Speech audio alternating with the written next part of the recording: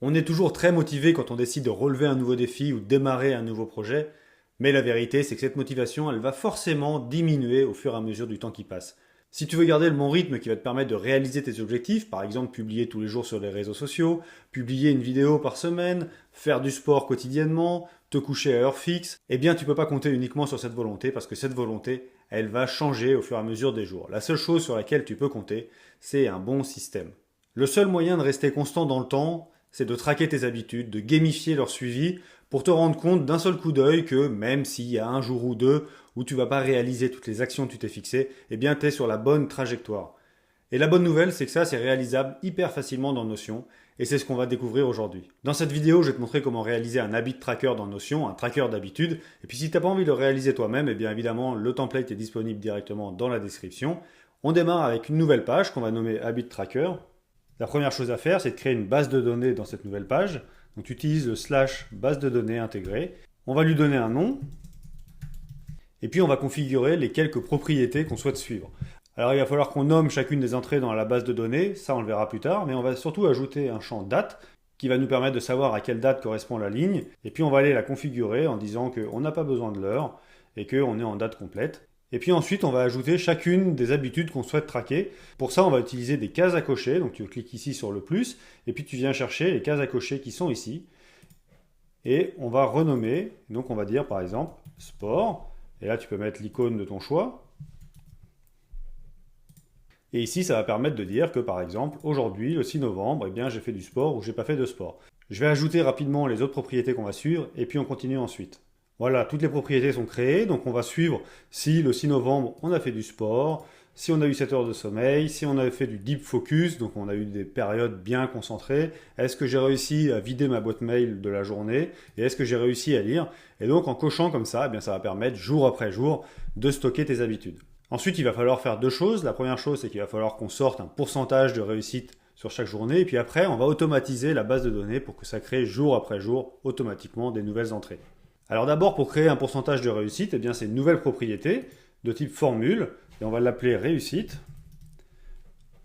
Et on va aller chercher le type formule qui est ici. On va changer l'icône pour mettre quelque chose de plus sympathique, et on va aller modifier la propriété, modifier la formule. Et ici, l'objectif, ça va être de lui dire compte le nombre de propriétés cochées par rapport au nombre d'habitudes qu'on va traquer, et à partir de là, sort un pourcentage. Et donc la formule, la voici. Donc là, si je t'explique rapidement la formule, eh bien je dis si le sport est coché, en fait si le sport est true, donc c'est s'il est coché, dans ce cas-là, tu considères que c'est 1, sinon c'est 0, plus pareil pour la lecture, plus pareil pour l'inbox, et donc si on a les 5 qui sont cochés, eh bien on va avoir 5, et donc je le divise par le nombre de propriétés qui sont là, et donc ici, là tu vois, ça me sort 1, parce que l'ensemble est coché, mais si je enlève la lecture, eh bien tu vois, je suis à 0,8, là je suis à 0,6, et ainsi de suite.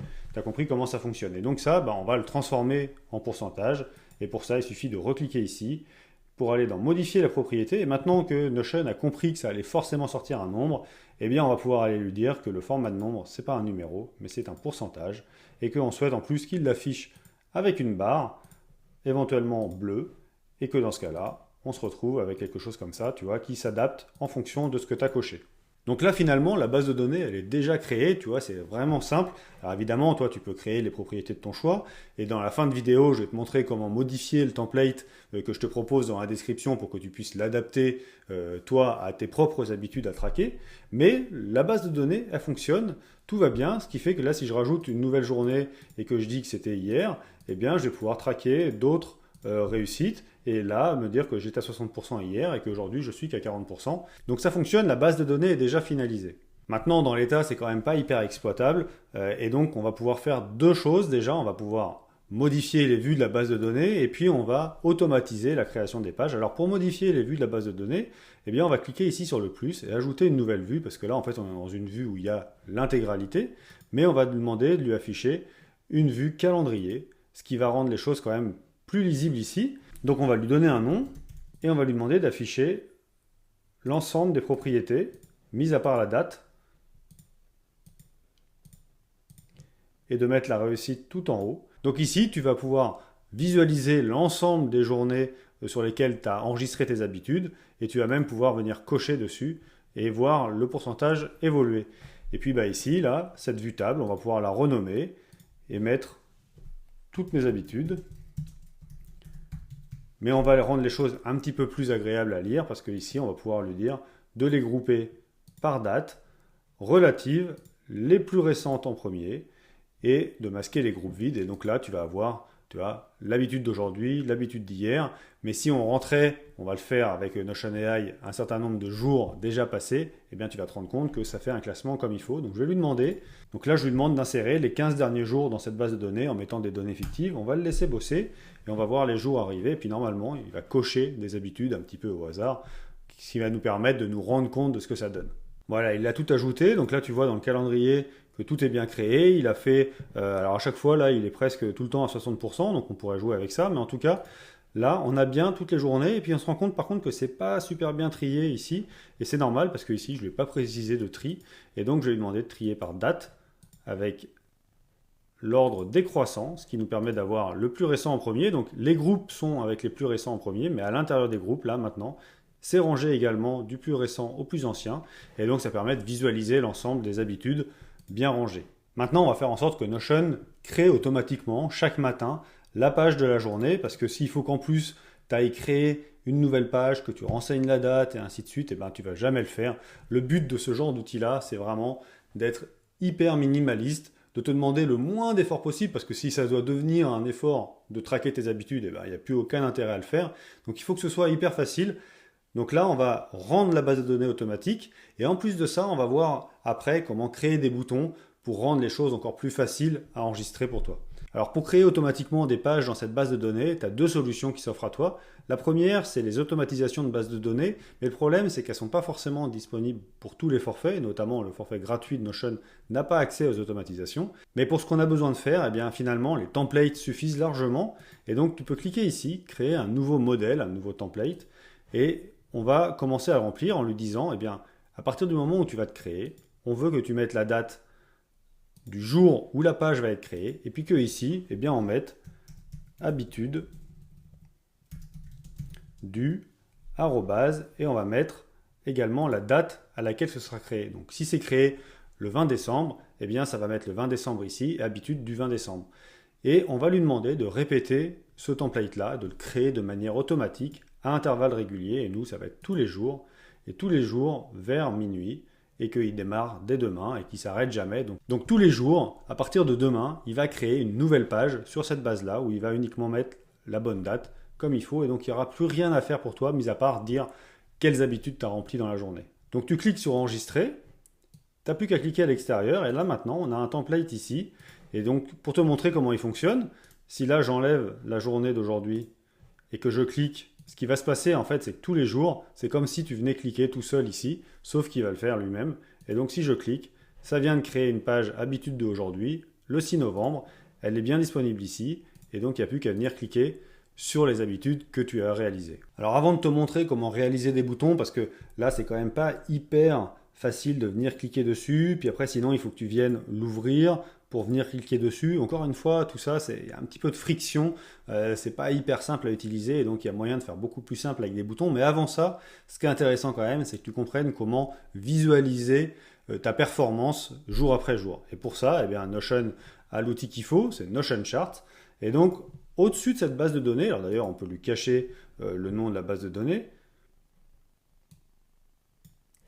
Donc on va utiliser à nouveau notre raccourci slash, on va taper graphique, on va aller prendre le graphique en ligne, et puis là on va lui demander d'aller chercher la base de données mes habitudes, qui est dans la page que je suis en train de faire, de démo, et on va lui demander d'afficher la date du jour sur X, on va lui demander sur Y par contre d'afficher non pas la quantité, mais d'afficher la réussite, et d'aller chercher la somme des réussites chaque jour. Finalement, il va juste aller chercher le pourcentage, donc tu vois là on voit déjà que ça commence à fonctionner. Dans le doute, on va lui préciser qu'on ne veut aucune décimale, qu'il n'y a pas besoin de groupe, que ce n'est pas cumulatif. Puis par sécurité, on va aller configurer l'intervalle, c'est-à-dire que là, ici, on va lui mettre 1, parce que si tu ne fais pas ça, le 1, là, ça correspond à 100%. Le problème, c'est que si tu ne fais pas ça, à partir du moment où j'ai un jour à 100%, donc on va le faire là, eh bien tu vois, là on est à 100% et du coup il vient nous afficher le 120 parce que les graphiques dans Notion, ils aiment bien prévoir au cas où pour te montrer si jamais il peut y avoir un petit peu plus. Sauf que là, tu vois, on ne sera jamais à 120%. Donc, on va lui dire que l'intervalle, là, on veut qu'il s'arrête à 1, c'est-à-dire 100%. Et en faisant ça, eh bien, du coup, tu vois que ton graphique, il va s'arrêter à 100, et puis surtout, il va toujours afficher le 100%. Donc, même si tu n'as que des lignes à 10, 15, 20%, eh bien, tu auras toujours une visualisation par rapport à un ensemble de 100%. Pour ce type de graphique, moi j'aime bien également aller modifier un petit peu les styles et puis dire notamment que je préfère la courbe lissée. Alors après, toi tu peux choisir d'enlever ou pas la zone de dégradé qui est là, d'avoir une légende, pas de légende. Donc là, on peut enlever la légende par exemple. On n'a peut-être pas besoin de l'étiquette des données ou pas. Là, tu fais comme tu le sens. Mais en tout cas, là, on se retrouve avec notre graphique comme ça.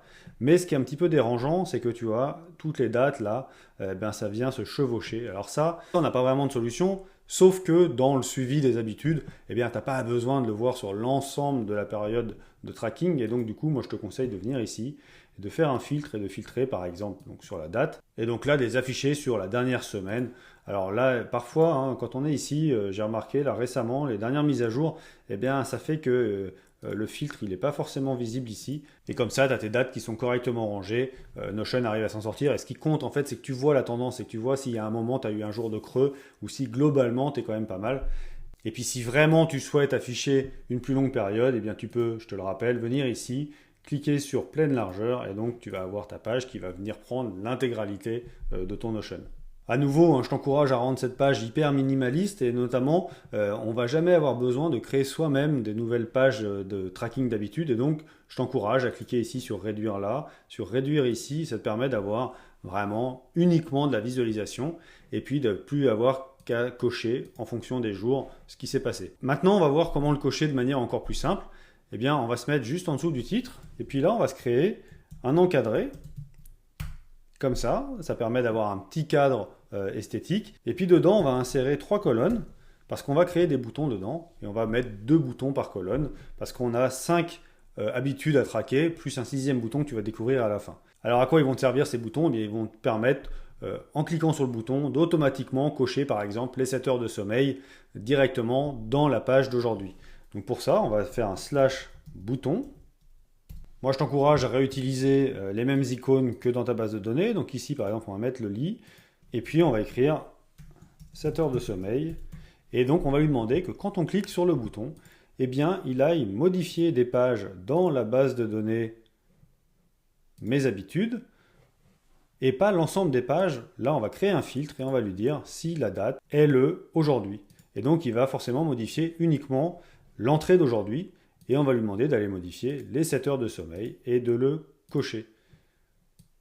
Et là, tu cliques sur terminer. Et si je te montre ici, j'enlève les 7 heures de sommeil. Alors, on va tout enlever pour la démo. Et bien ici, maintenant, quand je clique sur 7 heures de sommeil, hop, là, on voit qu'on vient de passer à 20% et que le 7 heures de sommeil a été coché. Et ce type de bouton, eh bien, on va le répéter, un par habitude traquée. Donc, je vais le faire tout de suite et on se retrouve pour le 6e bouton. Voilà, les 5 boutons sont créés. Donc, tu vois, si je clique sur les 7 heures de sommeil, ça m'ajoute 20%. Sur le Deep Focus, ça m'en rajoute 20%. Sur l'Inbox 0 encore, et ainsi de suite, pour atteindre les 100% directement ici, quand j'ai coché sur les 5. Mais il y a aussi des jours où tu vas réaliser les 5 habitudes et où tu n'as pas envie d'aller cliquer sur chacun. Et bien, dans ce cas-là, on va pouvoir créer un dernier bouton qu'on va appeler « J'ai tout fait ». On va lui mettre une icône un petit peu différente et on va lui dire que quand on clique sur le bouton, eh bien, à nouveau, on va modifier des pages dans la base de données Mes habitudes avec le même filtre. Donc si la date est aujourd'hui, et on va lui demander de modifier l'intégralité des propriétés qui permettent de traquer les habitudes. Donc on va lui demander de toutes les cocher. Terminé. Et donc quand on fait ça, si jamais rien n'est coché, en un seul clic sur le bouton, tu vois là on est à 0%, si je clique, hop, on passe à 100%. Et donc en un seul clic, tu as renseigné toutes tes actions réalisées dans la journée. Et voilà, en quelques minutes, tu as un outil prêt à l'emploi qui te permet de te maintenir en action. D'ailleurs, si tu veux que je te fasse découvrir d'autres outils comme celui-là, abonne-toi à la chaîne, like la vidéo, ça fait vraiment la différence. Et maintenant, je vais te montrer comment adapter le template que je te propose dans la description. Ce template, il est similaire à ce que je viens de te présenter. Il est composé d'une page d'accueil sur laquelle tu vas retrouver la vidéo que je suis en train de tourner et puis quelques petites explications. Tu vas retrouver également un exemple avec des données. Donc là, ça va te permettre de te rendre compte de comment ça fonctionne. Tu vois, on est sur les mêmes raccourcis, la même mise en page, on a le même calendrier, l'ensemble des habitudes. Voilà, tout pareil que ce que je viens de te montrer. Mais surtout, si tu retournes sur la page d'accueil, eh bien, tu vas avoir une base vierge qui va te permettre de démarrer tout de suite ici. Donc, tu as déjà le graphique qui t'attend, tu as déjà ton calendrier et ta base de données qui est prête. La seule chose que tu vas pouvoir faire au démarrage, c'est cliquer sur le bouton ici pour nettoyer cette base de données. Ça va permettre de faire disparaître l'ensemble des pages qui se créent déjà automatiquement tous les jours. Et puis une fois que tu es sur la page de ta base vierge, bah alors, évidemment tu peux la renommer, mais surtout il va falloir que tu décides quelles sont les habitudes que tu veux traquer. Et pour ça, tu vas pouvoir aller dans la base de données, modifier les intitulés des habitudes que tu traques, modifier les icônes évidemment. Si tu veux en traquer plus que 5, eh bien, il faut que tu rajoutes des propriétés. Si tu veux en traquer moins de 5, eh bien, tu vas pouvoir aller ici et cliquer sur supprimer la propriété. Puis une fois que tu as défini toutes les habitudes que tu souhaites traquer, eh bien, il faut que tu ailles modifier rapidement la formule. C'est très simple à faire, je te montre rapidement. Tu cliques sur la propriété, ça fait apparaître automatiquement l'éditeur de formule. Et puis si tu restes sur 5 habitudes, eh bien, tu n'as pas grand-chose à changer ici.